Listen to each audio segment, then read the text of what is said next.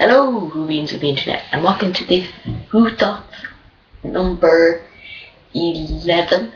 Like the hint? Yeah, number 11. So, this episode, we're going to talk about character options and their new 3 3/4 inch figure line. Are we getting pawned off? Why did they change it to from the 5 inch to the 3 3/4 inch? And also the recent Sonic Screwdriver re-releases.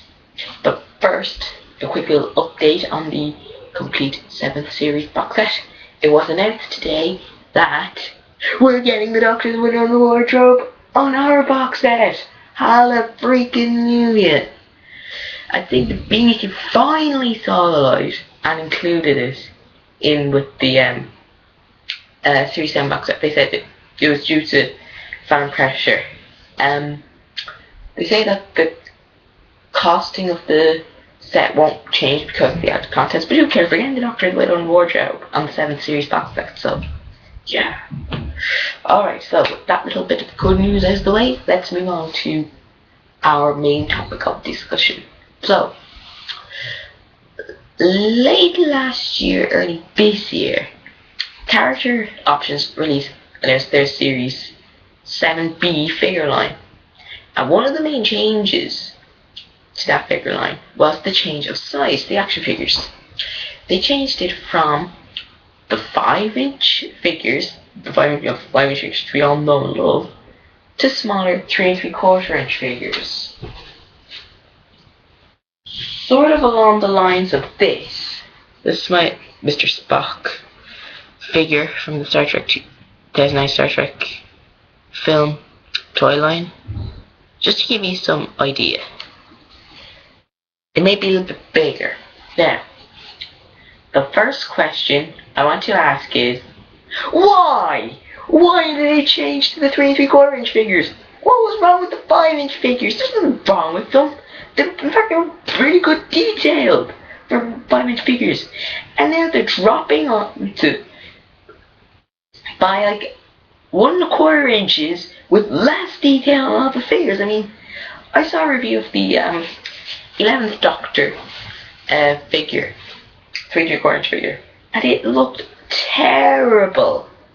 I swear to God, it looked absolutely rubbish. Face sculpt was all wrong.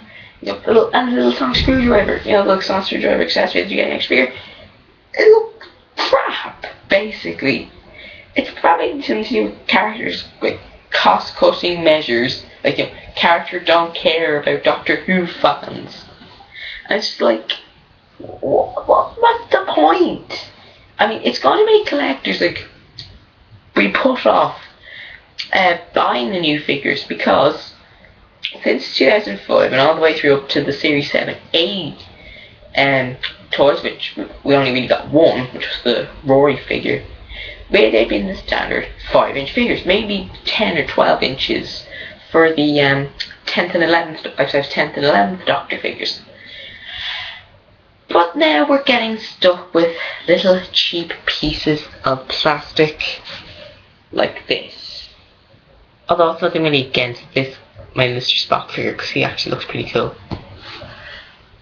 But it's starting to become a rip-off, because we're getting really cool toys. I mean, they said that all the classic series stuff will remain 5-inch figures, which is good, but all the stuff from the Series 7B toy line onwards will be, excuse me, just a moment, I need to, yeah. That's better. It will be the new 3 3/4 inch size. Now, for me, the only figures that have really benefited from this new size are the Cybermen, the Dalek, the Weeping Angel to some extent, and the Ice Warrior. Clara looks alright, although her face is a bit, chubby, but the Doctor just looks like rubbish. I'm sorry. It's probably the worst Doctor Who figure they've ever made.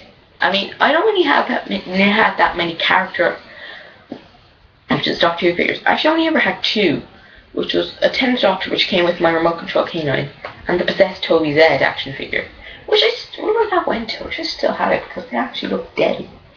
But anyway, it's probably so they can charge like lower price, like price also cheap, because it's Doctor Who. It's one of their big characters' biggest money spinners. Is the Doctor Who toy line.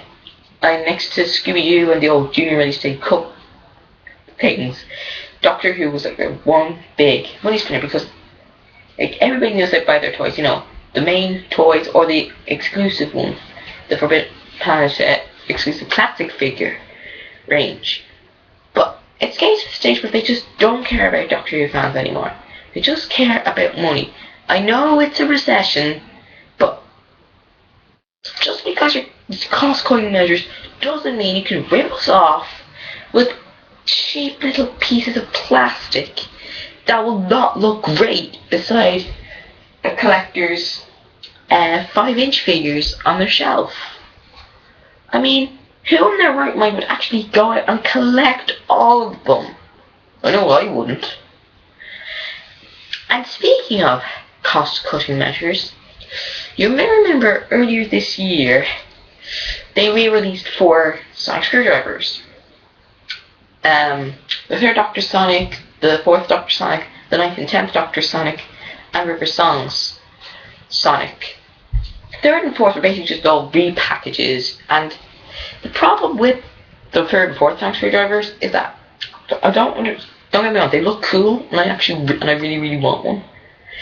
They use the sound chip from the 9th and 10th and future Sonics. That's not correct. I mean, this cost-cutting thing probably harks back to the original releases of the 3rd and 4th Doctor Sonics, where they just said, right, we got our Sonics now, what do we do with the sounds?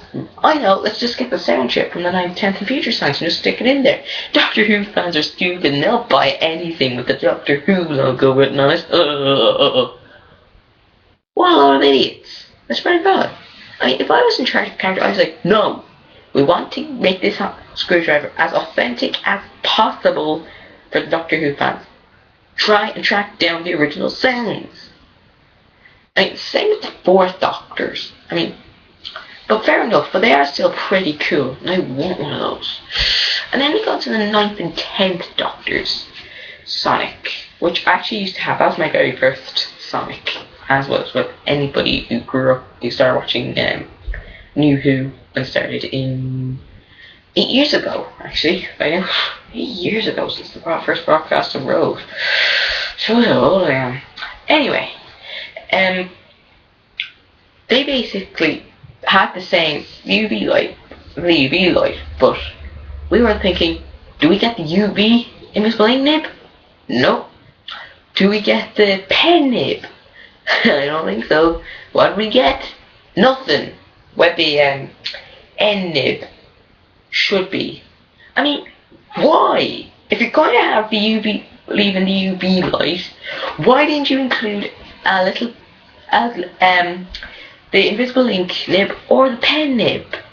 It just doesn't make sense. I think it's actually detachable, like it used to be in the old, some of the old 9th and 10th Sonics ranges when they were released with the psychic paper, the notepads and the psychic paper. They should just detach them. If you had the spare, just plonk it on there. Bob's your uncle. That's what character obviously thought. But no, if you were going to include the UV light feature for your re-release of the 9th and 10th Sonic, which is rubbish by the way, you have to include either an ink nib, invisible ink nib, or the black pen nib.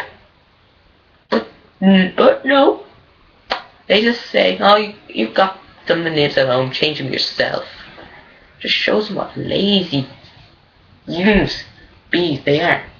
But the worst thing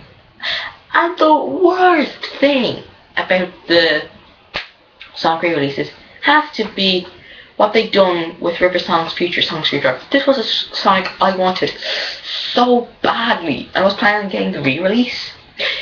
But I saw a review of that one online. It comes with the standard blue light, and it comes with a detachable cover with the neural relay. Now, in the original release of the show, you press the link and it lights up the neural relay, and also changes your top light nib from blue to red, which is quite a cool feature. But we didn't get the light up neural relay, and we didn't get the red setting. Why?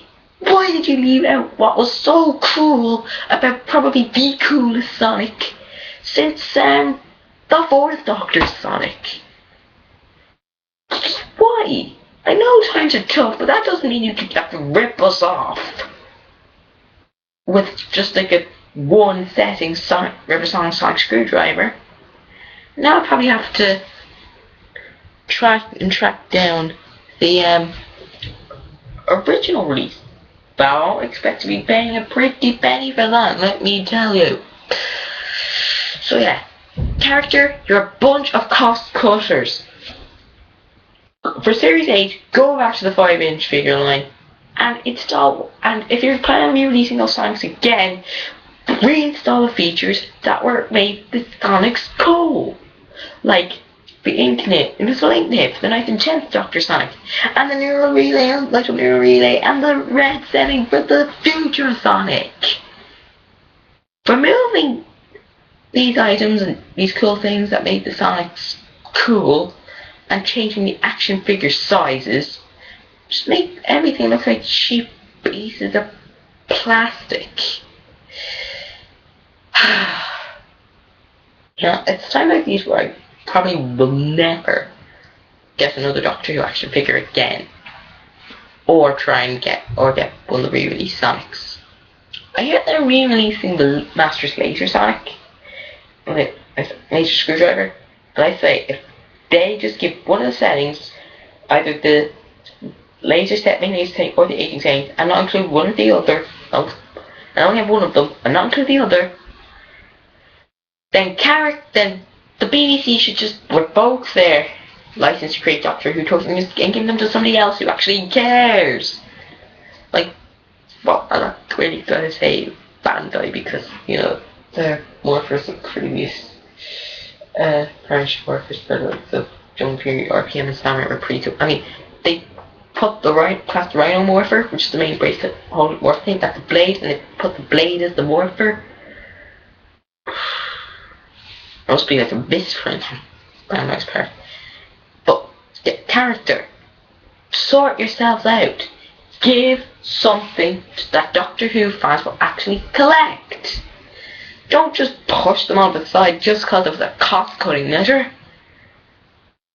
You lose loyal Doctor Who fans and customers. So get on the ball. Sort yourselves out.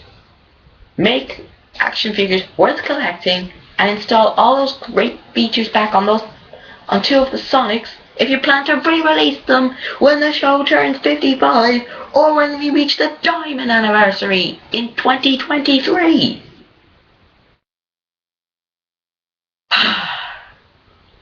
And that's my Whothoughts on Character Options being a rip-off.